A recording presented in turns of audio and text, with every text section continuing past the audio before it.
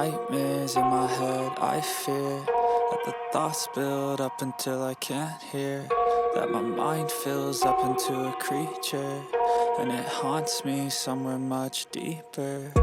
Anxiety, filling up every space, no privacy, and silently, it could build and build until you...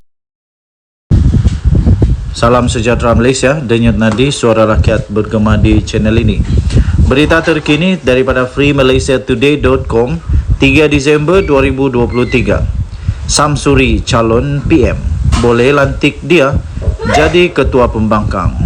Fahmi Fadzil berkata mungkin Perikatan Nasional boleh melantiknya sebagai ketua pembangkang selepas namanya diangkat sebagai calon Perdana Menteri gabungan itu. Berita penuh.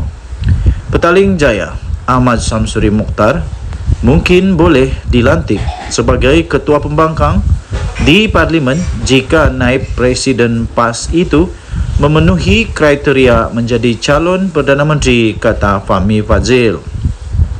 Menteri Komunikasi dan Digital itu berkata demikian sebagai mengulas keyakinan Perikatan Nasional PN bahawa Samsuri merupakan antara calon Perdana Menteri gabungan itu pada masa depan.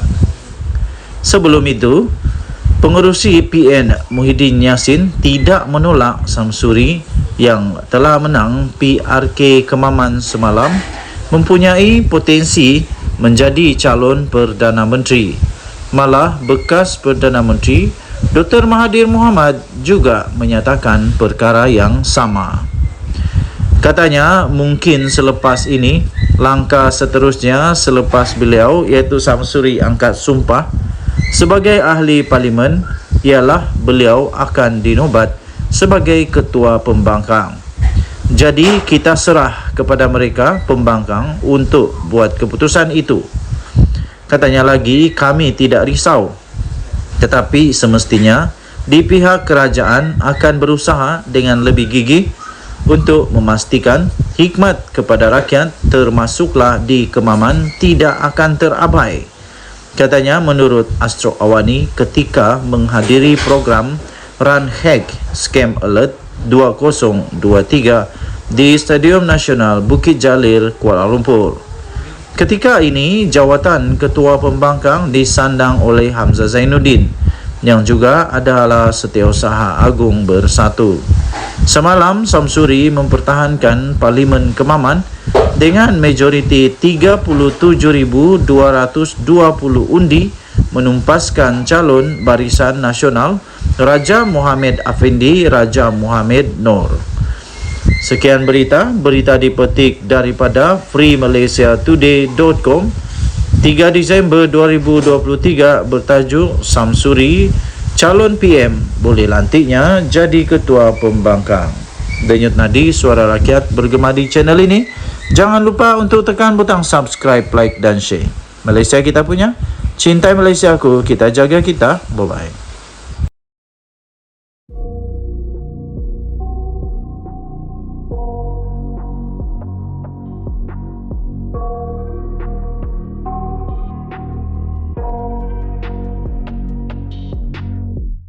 I got nightmares in my head, I fear that the thoughts build up until I can't hear, that my mind fills up into a creature, and it haunts me somewhere much deeper. Anxiety, filling up every space, no privacy, and silently, it could build and build until you... Salam sejahtera Malaysia, denyut nadi suara rakyat bergema di channel ini. Hari ini Malaysia dikejutkan dengan kematian salah seorang daripada orang yang sangat-sangat berjasa kepada Malaysia. Baru saja diterima berita menyedihkan daripada Malaysia daripada freemalaysiatoday.com 3 Disember jam 6 petang tadi. Bekas Menteri Chua Jui Meng meninggal dunia. Chua Jui Meng mewakili rakyat Parlimen Bakri selama 5 penggal. Bekas Menteri Kesihatan Chua Jui Meng meninggal dunia hari ini. Beliau menggalas tanggungjawab Menteri Kesihatan selama 9 tahun dari tahun 1995 sehingga tahun 2004 dan beliau adalah mewakili rakyat Parlimen Bakri selama 5 penggal dari tahun 1986 sehingga tahun 2008. Ahli Parlimen Segamat R. Yunas Sewaren memberitahu FMI pihaknya telah mendapat berita pemergian Chua daripada anaknya. Sementara itu, sumber MCA memaklumkan Chua mengalami serangan jantung minggu lalu dan berada di hospital sejak itu. Chua bersama MCA dari tahun 1976 sehingga tahun 2009 dan pernah menjadi naib presiden parti itu. Beliau menyertai PKR pada tahun 2009 dan pernah menjadi ketua PKR Johor. Sama-samalah kita mendoakan semoga semua keluarga tabah dengan dugaan ini dan semoga semuanya dipermudahkan. Kita jumpa lagi Denyut Nadi Suara Rakyat bergema di channel ini. Bye-bye.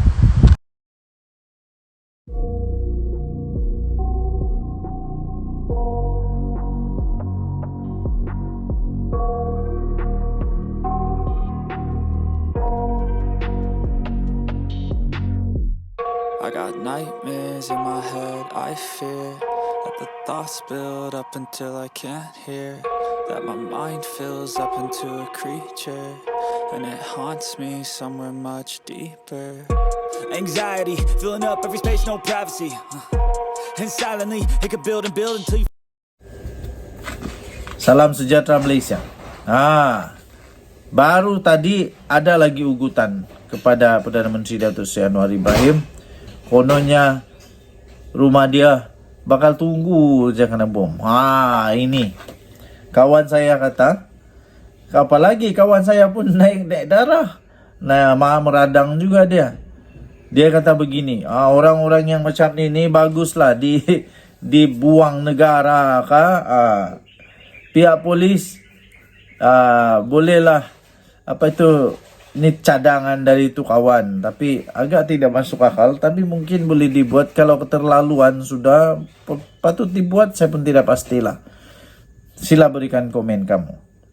Ada kawan cakap, bagus dia itu kasih siar dia punya muka, kasih bagi tahu seluruh Malaysia, ini orang ini orang yang mengugut Perdana Menteri. Lepas itu kawan cakap, kalau di Korea Utara tahu, nasib baik kita bukan Korea Utara. Syukurlah kita di negara Malaysia yang masih ada hak asasi manusia. Kalau di Korea Utara orang macam tu, apa yang dia jadi? Mungkin dia akan diseret di belakang lori di jalan raya tahu, diseret, diikat, diseret, dibiarkan sampai mati. Nasib baik kita bukan di Korea Utara. Syukurlah kita bukan di Korea Utara. Apapun, saya harap supaya pihak polis dapat mengambil tindakan sewajarnya, untuk orang ini menurut perlembagaan lunas-lunas undang-undang kita, menurut semua undang-undang sedia ada. Ialah kita kena jaga hak mereka juga sebagai manusia, rakyat di Malaysia.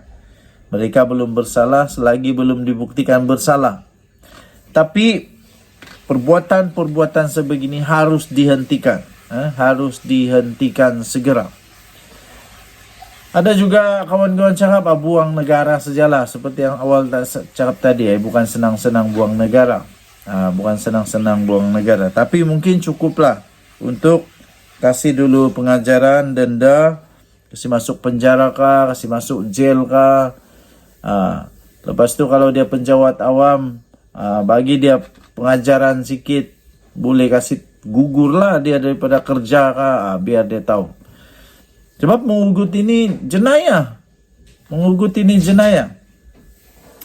Jadi kalau kena penjara, kena denda, gelap masa depan, baru mau menyesal pun tiada guna sudah.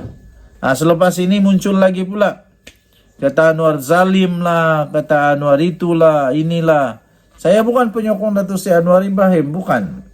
Saya tak pernah undi Anwar Ibrahim. Saya beritahu terus terang, saya tidak pernah undi Perdana Menteri Datuk Seri Anwar Ibrahim pada PRU kah, PRN kah, PRK kan, tidak pernah.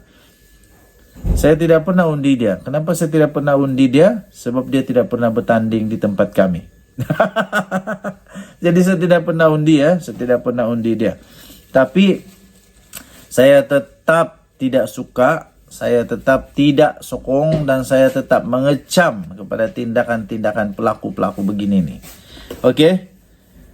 Tinggalkan komen Anda. Harap-harap lepas ini jangan lagi ada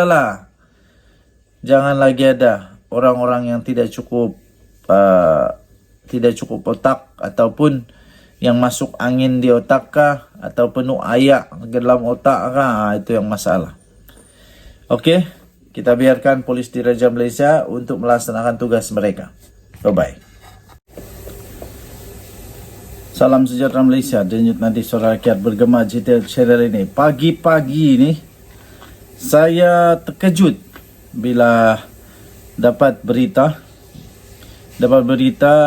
daripada Harapan Daily menyatakan ada seorang lelaki yang saya fikir otak dia masuk angin ataupun masuk air, ataupun dia ini memang tak ada otak, atau apa istilah dia, otak udang kah, atau otak di lutut kah, saya pun tidak tahulah. Tapi menurut tangkap layar yang diterima, yang baru saya nampak di Harapan Daily ini, ada seorang lelaki nih, dia telah mengeluarkan kata-kata ugutan kepada Perdana Menteri Datuk Seri Anwar Ibrahim. Dia kata semua rakyat Malaysia dah benci dengan Anwar, nak tunggu kena bom lah dia punya rumah. Aduh. Otak letak di mana ni? Letak di lutut kah atau letak di mana? Pertama sekali, ayat dia pun sudah salah. Bukan semua rakyat di Malaysia benci dengan Anwar Ibrahim. Bukan semua rakyat di Malaysia benci dengan Hadi Awang. Bukan semua rakyat di Malaysia benci dengan Muhyiddin. Bukan semua rakyat di Malaysia benci Mahathir. Bukan semua rakyat Malaysia benci Zahid Hamidi. Bukan semua. Ada juga rakyat Malaysia yang masih lagi menghargai mereka. Dan kerana bukan semua, bukan majoriti ya, bukan majoriti. Buktinya Datuk Seri Anwar Ibrahim, dia dapat majoriti jadi Perdana Menteri. Alamak, itu pun tidak dapat fikirkah? Otak simpan di mana saya pun tidak tahulah. Seterusnya, paci-paci, maci-maci, nenek-nenek, atuk-atuk, datuk-datuk di rumah, di kampung, dimanapun anda berada, sebelum buat apa-apa pikir dulu. Sekarang lelaki ini pasti sudah dalam masalah besar. Tak lama lagi, saya boleh confirm tak lama lagi kalau ada laporan polis dibuat, tak lama lagi dia akan kena angkut lah. Sudah kena angkut lepas ini, baru tahu dunia ini besar ke kecil. Okey, walaupun begitu, lelaki itu berkata dia punya akaun kena godam. Akaun dia kena godam. Tapi nanti polis tahulah sesat. Akaun kena godam atau otak yang kena godam. Yang saya tidak faham, kenapa orang benci sangat dengan Perdana Menteri Datuk Seri Anwar Ibrahim. Lepas itu dalam kata-kata itu juga, dalam tulisan itu juga, bukan sahaja ada ugutan tentang bom rumah, tapi juga ada fitnah yang teruk di sana. Jadi ada dua kesalahan yang dibuat di situlah. Satu ugutan bom, kedua fitnah. Fitnah itu dia tulis di sana, dia kata seolah-olah Datuk Seri Anwar Ibrahim ini seolah-olah seorang penyokong kepada LGBT. Aduh. Dari mana kamu tahu benda ni? Dari mana kamu tahu benda ni? Siapa yang ajar kamu buat fitnah ni? Setahu saya fitnah itu salah, berdosa dan tak baik. Bukan saja boleh dihukum di penjara, tapi juga akan kena hukum di akhirat nanti kerana memfitnah. Kawan saya kata memfitnah itu dosa dia, hukum dia dia punya akibat dia itu jauh lebih teruk daripada membunuh. Jadi janganlah teruk betul. Kamu sudah rosakkan diri kamu sendiri. Okey, jadi kepada pihak polis, sila ambil tindakan segera. Jangan lagi cuba untuk beri muka kepada orang-orang yang begini. Kepada pihak polis, jangan lagi beri belas kasihan yang terlalu-lalu lah. Ini sudah lebih-lebih ni. Orang kata lemak. Ni dah lemak ni. Ini sudah melebih-lebih. Kerana tidak ada, mungkin kerana belum ada tindakan yang sangat tegas diambil kepada mereka. Jadi ini menyebabkan ramai orang lagi muncul sana sini yang berani untuk mengugut Perdana Menteri kita. Yang diugut ini Perdana Menteri, bukannya budak sekolah kah, bukannya pakcik tepi jalan kah. Even budak sekolah kah, pakcik tepi jalan kah, kalau diugut, orang pengugut itu patut juga ditangkap. Ini kan pula Perdana Menteri. Ini kan pula Perdana Menteri. Macam mana Perdana Menteri boleh diugut dengan mudah? Jadi kita harap pihak polis cepat-cepat siasat perkara ini, tangkap cepat-cepat orang yang mengugut ini. Okey, so tahniah diucapkan kepada pihak polis in advance kerana pasti akan menjalankan tugas dengan baik.